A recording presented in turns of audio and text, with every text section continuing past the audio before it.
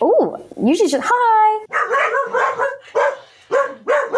Knox, we're trying to make a podcast here. That's Erin Drayton and my dog Knox, who desperately wanted to be part of this episode. My name's Sean, and you're listening to Something Shifted. Here on Something Shifted, we know that mindset matters, moving from setbacks to thriving comebacks, and we're here for all of it. Of course, the podcast is about that space between your head and your heart as you navigate change and figure out more about yourself through those experiences. Today, we speak with Erin Drayton. It's actually good to see you, really. Erin and I first crossed paths in the early 2000s. She was hosting a children's television show called Hip to Be Square. She started off as a mad scientist and progressed to become their anchor presenter and was nominated for a prestigious South African Film and Television Award. Erin is younger than I am, but was always just a few years ahead of me in terms of her career. We both volunteered at MFM 92.6 at Stellenbosch University and both hosted shows on Good Hope FM. She found her way back to radio 10 years after packing up her headphones and currently has a slot on Smile 90.4 FM. Erin has racked up all sorts of achievements outside of radio and television too, like an advanced defensive driving certification, classic and jazz training on the flute, and a BCom marketing degree. Erin and I have shared many media experiences, hers far more decorated than mine, but it's the fact that we both have children with special needs that binds us tightly together. You usually just text messages on my phone. Something Shifted continues next.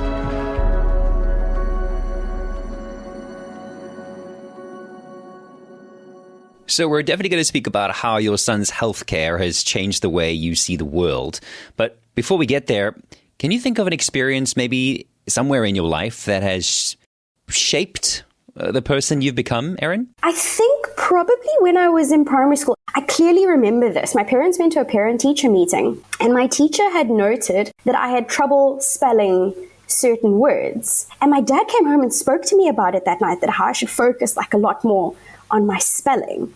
And at the time, I remember thinking what am I doing wrong? But at the same time, I was also like, this is a thing you can fix. And very shortly after that, sort of the next thing I remember at school is the absolute thrill of scoring really high on a test or on a project. And that has stayed with me. All through school. Instead of being really freaked out by it or being afraid, seeing what the result was of putting in the work kind of gave me a kick. I know you completed a BSc Biological Humans Life Sciences at Stellenbosch University, which I think communicates to others, this girl is smart, right? And I wonder through it all if you considered yourself to be smart and how much weight intelligence has had over your life. Up until a certain point, it held a lot of weight for me. And then I think probably around my early 20s, I just let it go. Famous story. My high school had a growing, but obviously at the time that I was there, small population of learners of color. We're late 90s heading into the 2000s. And I was the first learner of color to be elected into a leadership position, which was the school's representative council of learners, which was a huge thing at the time. When we found out that in the grade 10 of us were going to apply to study medicine, I was the only one of color. And that sparked a huge conversation about whether or not I would be accepted on merit or whether or not I would be accepted on quota. Not only did Erin spend her grade 11 year grafting to prove that she had the academic chops to be accepted on merit, but she also pushed herself to participate and achieve in extracurriculars too. I had the same marks as my peers because I earned them, and I had, all these amazing achievements in debate and choir and all of that jazz to back it up. It was no surprise that out of 10 of us, 5 got accepted and I was one of the 5. I put so much weight on me being as smart as everybody else. I lost a lot of sense of that shouldn't be the only thing that matters. There are other aspects of me that are important as well, and that you can be really smart, but depending on the situation that you're in, your smarts can count for almost nothing as well. And it comes down to logic and tenacity and resilience and determination. And this shift has helped me build a very interesting career path. I've worked in places where I should not be because I'm not formally qualified to do what I do, but I do it because I've been very adaptable. I learn very quickly. I always say my brother is actually smarter than I am. My perception of what matters has changed drastically from my early 20s to now. And of course, marriage and children play a big part in that as well. So far, we know that Erin is adaptable and very smart. Dealing with the unexpected doesn't seem to bother her. My dad's parents come from like the Athlone area, grew up quite poor, and my grandmother learned how to drive in her mid-40s, and she would pick us up from school in the afternoon. It only hit me much later, like what an accomplishment that was. But my grandparents, all four of them actually, were very dynamic people, very involved in their community, very, very, very well loved. Their joy and zest for life and their welcoming of people into their homes all the time, and their involvement with other people very much rubbed off on me. We're very social. We're a very social family, and they spearheaded that for us and modeled that for us. Friday nights at my grandparents' house was lit, man. Like there was music going. My grandfather was braaiing, and we loved being there. And I willingly chose to stay at my grandparents' house during school holidays up until I was about 12. And when I tell people, by the way, my whole family comes from Bonteheuwel, they're usually very surprised. I know you believe in therapy, and I've only recently started recommending to soon-to-be parents that they go to therapy before their child arrives, because all of our triggers seem to surface once you add children into the mix. What was your journey to therapy like, through therapy like? In 2018, I was in a job that I didn't realize was, I can't say stressing me out. It was literally giving me anxiety attacks. And I had these weird physical symptoms for about 2 months. My doctor was kind of concerned, and we did this blood draw. We found out that my cortisol level was really, really low, and basically things were not great with my adrenal system. And I was immediately booked off work. After discussing my symptoms versus the blood test, my doctor then quickly realized I'd been having anxiety attacks maybe 2-3 times a day for 8 weeks. So my system was really, really, really, really, really run down. And I said to her, okay, what's the course of treatment? And she said, well, first of all, we need to get your cortisol level, right? So you're going to be booked off work for a week. And then I'm going to put you on low dose anti-anxiety medication, but I want you to go to therapy. I'm painfully self-aware, so we get through some things quickly. And in my second session, there was a moment where I was explaining to my counselor something that had triggered me at work. And we pulled back the layers, pulled back the layers, pulled back the layers. And finally, she's like, and why did it make you feel that way? And the words that came out of my mouth was, because I feel like I'm not good enough. And I proceeded to sit and cry for 15 minutes after that. And that is how we found out that the root cause of my anxiety is me not feeling good enough. Erin worked through these feelings with her counselor for a couple of weeks and then went out into the world on her own again. Until not that long ago, actually, when things changed one more time. About a year and a half ago, almost 2 years ago, my husband and I were both unemployed for a chunk of lockdown. Very stressful. We were living with my folks because we had to, and getting back on track was hard for us, but it also happened quite quickly. It was the beginning of the year, and I was basically just frayed. I was internally, I was not good. My husband and I had a massive fight, and at the time, my thought was, oh my gosh, I'm going to destroy my marriage. And I don't want that to happen. And I went online and I booked the appointment. I've been with my therapist since then, and we've had a very interesting journey. So I would say that it started off with just unraveling and unpacking 2 years worth of unprocessed trauma, plus then realizing there was a lot of stuff associated with my son and him having a disability that I hadn't worked through yet. Then it was recognizing what are my triggers and how better to manage them. So she's equipped me with really great skills and processes so that I can take better care of myself. And when a milestone celebration rolled around, Erin decided to go even deeper. I turned 40 and I said to her, I would like to go into this next phase of my life better prepared and in a much better state than my elders ever got the chance to do. Having lived through the loss of my grandparents, 3 of them in 1 year, having lived through the loss of 2 homes, 2 jobs, pandemic, and having to build back up from that again, I can say that is a lot. I have the chance to take that and turn it into good that I carry with me so that when I get to age 60, 70, 80, I can look back and say, I healed, I did better, I lived better. And that is what I wanted for myself. And so therapy has been very instrumental in guiding me to get to this point, and also giving me a space to explore past feelings, current feelings, and also learning how to better manage my anxiety. And Erin wasn't the only one to benefit from her therapy. I was able to recognize fairly quickly that my daughter has anxiety as well. Same as me. We've got like really mild cases, but it has pretty explosive consequences.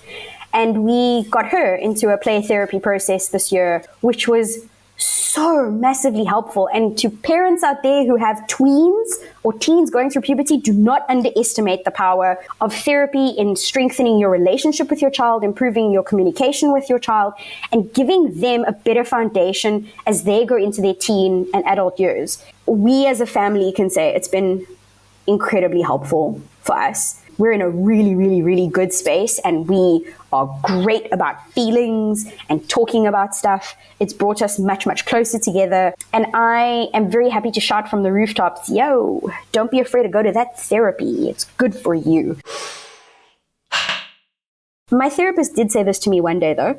She's like, isn't it funny how life gives you kids that you don't know you need? On the one hand, she's like, well, Michael's obviously the bigger issue of the two. She's like, I have a big thing about having a sense of control over stuff, and Michael is the complete antithesis of that. He threw my whole plan for my life, my whole thought of life completely off its axis. And for that, I am actually truly grateful. But he challenges my need for control on a daily basis, which is a really, really good thing.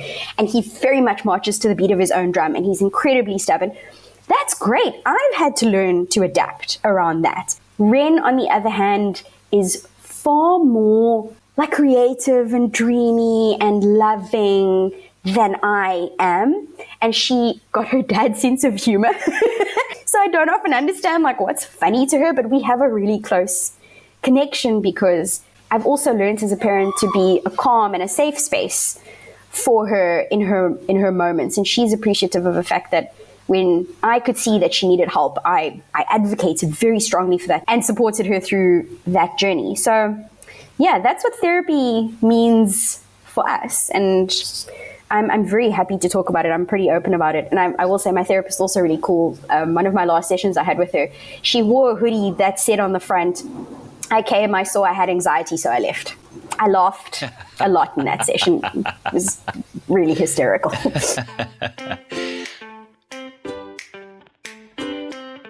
Please, will you tell me about Michael? How do you treat him? How do you respond to people that see him for the first time? What's it like being Michael's mom? I think for the most part, I don't think about the fact that he has Down syndrome a lot because he's just my child. He's there. And we are obviously very used to the uniqueness of him that comes with that. For me, it's when we go out in public, especially in places where we maybe haven't been before, that I'm always a bit on my guard. I'm obviously concerned for his physical safety, number one. He doesn't move like other children because of his low muscle tone, his hypermobility. He doesn't, walk like other kids. He doesn't have the same physical strength as other kids. And he struggles to see as well. So he wants to check things out.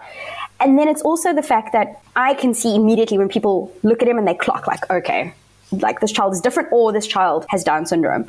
And then it becomes that split second of waiting to see what is their response going to be. What I've always done is I approach that with a lot of like kindness. I smile first, just so that they know we're not like weird and sensitive. You can greet him. And he now is very sociable. So he walks in public and he greets people who walk past him. And what's been a challenge recently is whether or not people greet him back. People, maybe let's say age 45 and older, greet back immediately. No reservation. We'll say, hi, how are you? Like, oh, you're so cute today. Da, da, da, da. Younger people, very, very hesitant. They're not quite sure how to approach it.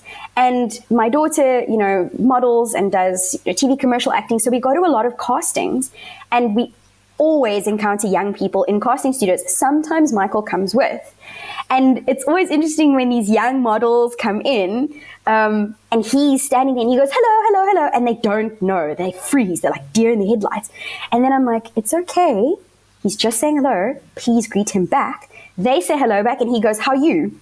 And then suddenly they're like, oh, I'm fine. How are you? And the ice like immediately melts. It's an interesting way to move through the world when you've got something that's different. I can see so many similarities to what Erin is explaining and how I feel when I take my child out in public. But in her case, there is just one extra layer. My husband is 11 years older than me. He's white. I'm beautifully melanated. When we go out as a family, we look different and we're cool with that. Stare at us and recognize that this is what a modern family looks like. We're different in age, different in race, and we've got a kid with a disability. But also with Michael, I sort of vacillate between being a very protective mom and also being a mom who pushes him to do stuff. I've very much from young, past his first heart surgery, have been like, right, we're going to therapy. I'm going to get you the help and the support that you need. I'm very involved in his therapeutic process, doing a lot of my own work and research at the same time. I worked really hard to get him into school, and I'm very communicative with his teachers there because I want to be involved and be part of the process. So that's me being like the mom who's like, you got to do stuff, kiddo. You're gonna go places, and I'm gonna push your boundaries just a little bit because it's good for you. And he's, like I say, he's quite headstrong and independent.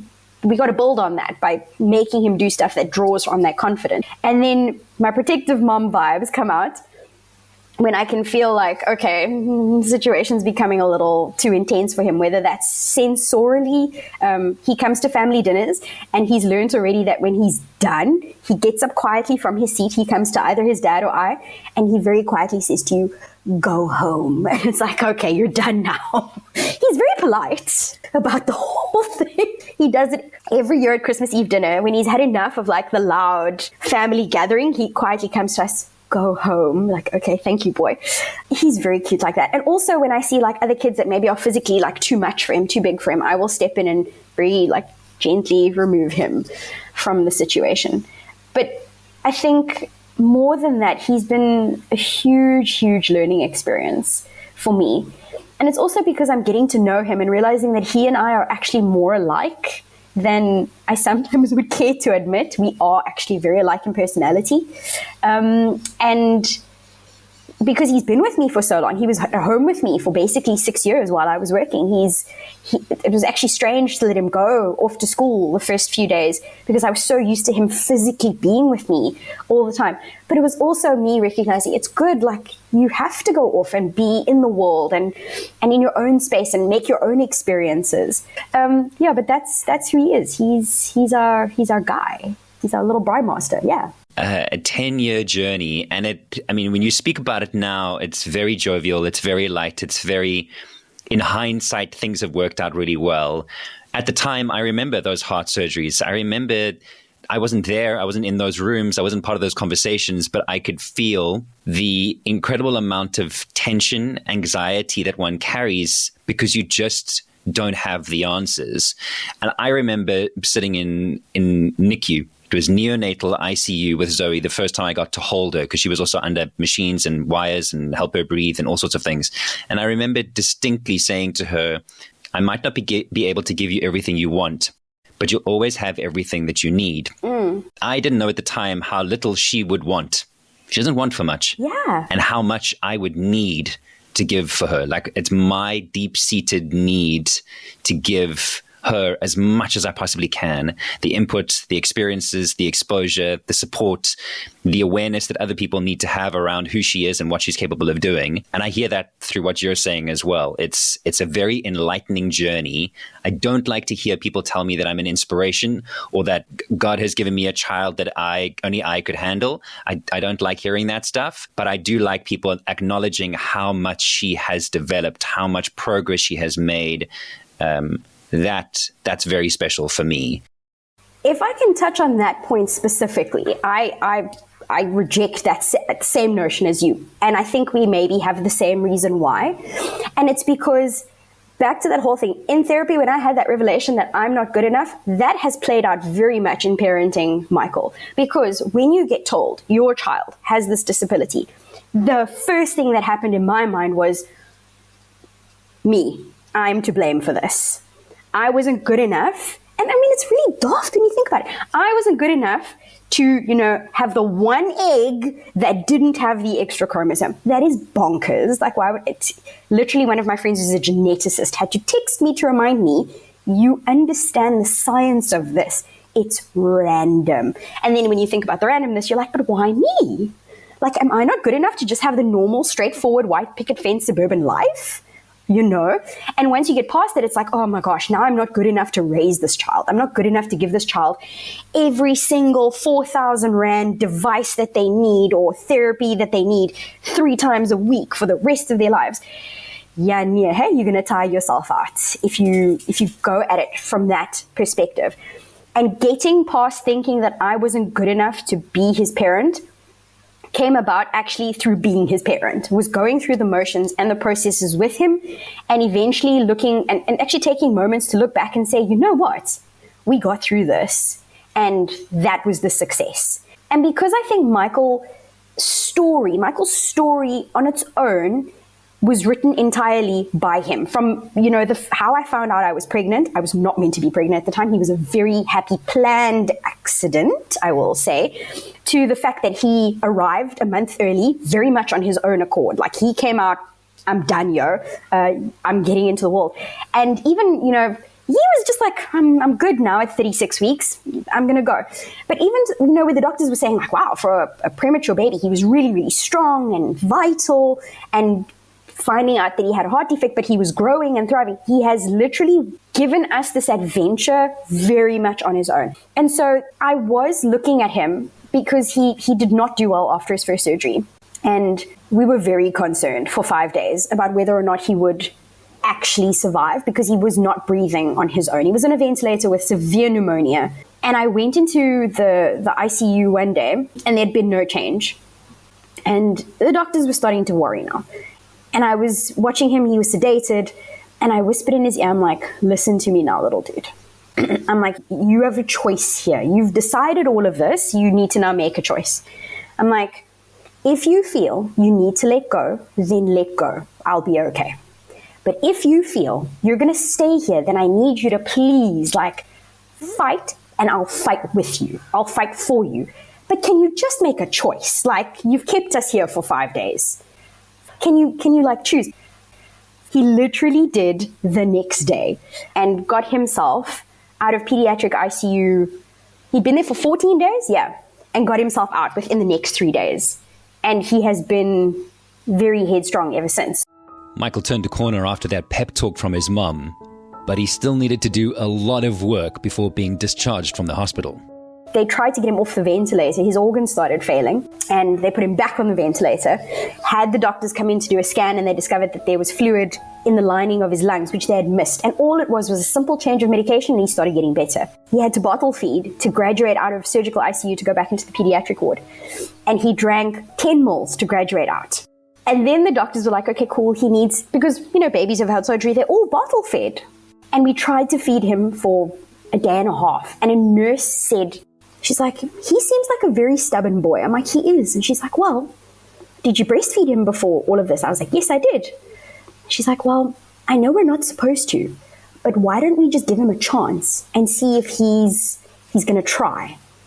I'm like, woman, he's 11 weeks old. He's pup from pneumonia. He's on so much antibiotics. He's got an NG tube down his throat. There's no way in hell he's going to feed. My word. We let him try, and he fed. So he's a character like that. Like, there's nothing I did in all of this. This is very much him. I am literally the custodian of this child who is a force on his own. And it is my great honor and privilege to be that for him. And he's given me experiences that have truly pushed me to be a better version of myself. Like, he's shown me the enormous gratitude for small things, for small progress, for small achievements. He's also changed my perspective on what does it mean to be good enough. In many senses, people can look at him and say, he's not good enough for this. But what about the stuff he is good enough for? And that is the key. That is the thing you focus on. Not what he can't do. What can he do? And build from that. And if that isn't a lesson for all of us, then I absolutely don't know what is.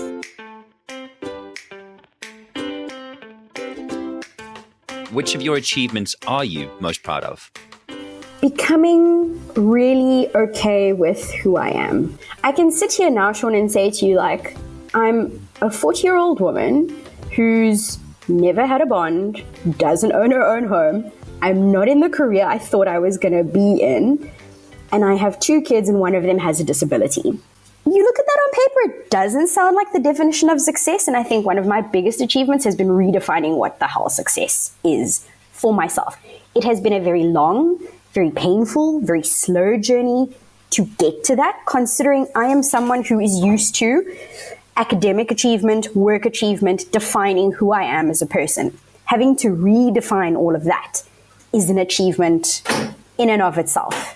And I can now look at my life and say, I have a relationship, a marriage, but also just a relationship. I've been with my husband for 20 odd years. He was my first serious boyfriend and I kept him. But we have been through a lot of ups and downs together. Our marriage has been seriously tested and we've come back from each of those times stronger than we were before. And he's still my best friend. That is success. I have 2 children who I'm not even saying this in a hyperbolic fashion. They're forces of nature. I'm extremely proud of each of them, not for their achievements, but for who they are as people. That is success. I've created a really interesting career for myself. I'm able to work remotely and be there to pick up my children from school and to take them to gymnastics and all sorts of things. That is success, being able to work and be a parent at the same time. I make really great cheesecake. That is a success. I've never flopped a recipe that I've tried to bake. I have incredible parents who have been really supportive. And can I just say, at my 40th birthday, I did ad-lib cards where you had to fill in random things and they some of them were really, really funny. And my parents had to fill them in and I read my dad's card. And one of the things he said in there was, "You're too hard on yourself." Me, very taken aback that my father actually said that, because I had grown up with this thing in my mind thinking my parents expected so much of me. And to have my father say at 40, "You're too hard on yourself," was like the apology you didn't know you needed, or like the validation you didn't know you wanted. And that was very, very meaningful. And to have my parents who are able to provide that support, that is success. I have great friends. I have people like you in my life who I can text randomly at night and say, "I need a swimming school. Got any recommendations?" And you answer back. And I also just think that as someone who could get very caught up in just parenting alone, I'm extremely privileged that I get to be in radio still and to take what is my passion, and it's gone beyond a hobby now. I can't actually explain what it is because, yeah, it's work, but it never feels like work. And I get to speak to people and hear their stories and hear their songs and support their careers. It's very meaningful to me. It's for me, like, my radio show is not just a space where I get to do something that's just for me and it's not even a selfish thing. It's a very much an extension of my personality, but that I get to be part of other people's lives in doing that, and it makes a difference. That is success. And so I read a quote a couple of weeks ago that said, if you make something you like and you share it with the world because you like it, that is success.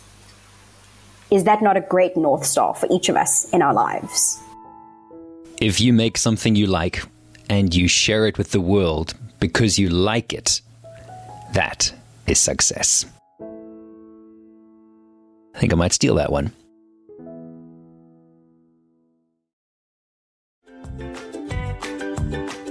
Thank you for listening to this episode of Something Shifted. My life has changed quite a lot over the years, and having a child with developmental delays and epilepsy has really shifted my perspective.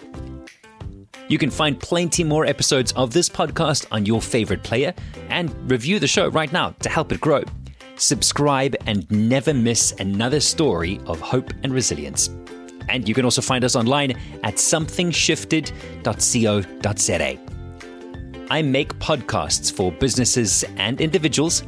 And if you have a story about how your life has changed financially, mentally, physically, emotionally, please do let me know. You can reach me by sending an email to hello@somethingshifted.co.za or find me on the socials at Sean Lewitz. Until the next time, keep shifting.